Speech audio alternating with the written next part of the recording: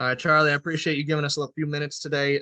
First off, just as we know, playoff hockey, different animal. How do you guys kind of shift from that regular season mindset into this series? Yeah, no, I appreciate you guys having me on here. I'm excited to talk to you guys. Yeah, it's our season's on the line. These games mean a lot to us, and just little mistakes can become big mistakes. So we got to take every shift like it's going to be our last. And I think the guys in our room are really excited for that first shift, and we're excited to get it going.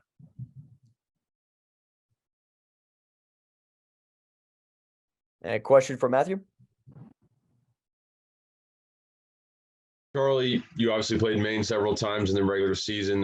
What did you and your teammates take away from those meetings that you hope to apply in preparation for the first round of the playoffs?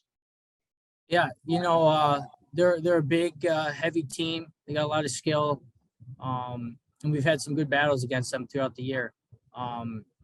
We got home ice advantage here at the start, and we're going to need to take advantage of that and hopefully get 2 wins and then go up there. It's a tough building to play in, so we just got to be prepared for that.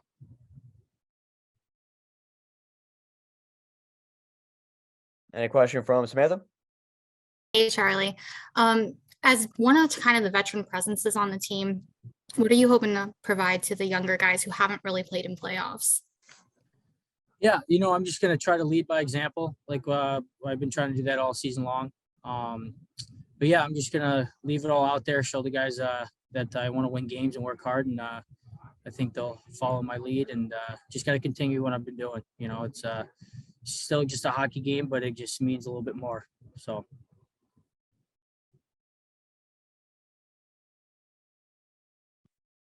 Any other questions, media? Matthew? Yes, follow up. Charlie, obviously you guys ended the regular season with a couple big wins. What do you think you can take away from those wins, and head into the playoffs? Yeah, no, I thought winning those 2 games were big for us.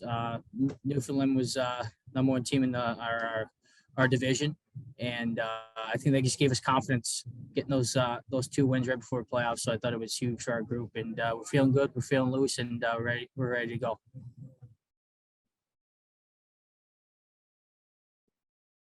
And a question follow up from Sam.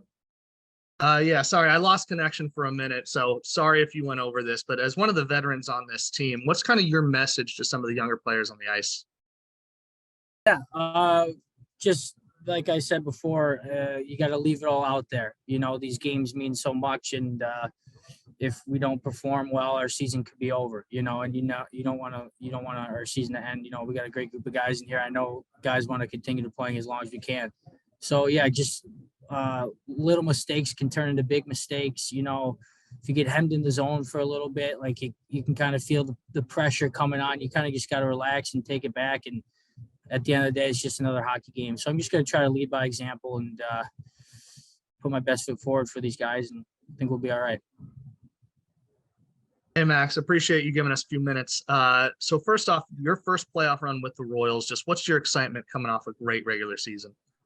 Yeah, I think it's obviously an exciting time.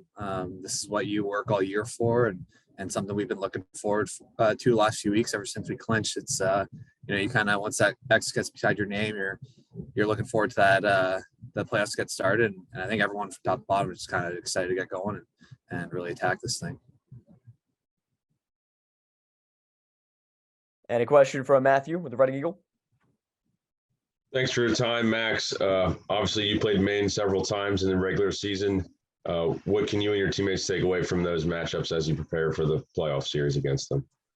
Yeah, we know they're going to be a good team. There's a reason they're right neck and neck with us in the standings. We think we're a good team, and they're right there with us. So we're expecting a hard series. It's 2 teams that at the start of the year we played each other a lot in a short stretch of time. So we built that kind of rivalry and are ready to kind of see what happens. I think it's gonna be a feeling out process. Just with we haven't played them in a few months, but building off of that and finding that kind of intensity early is going to be key for whoever wants to be successful early on in the series. A question from Samantha, Flowers Nitty Gritty.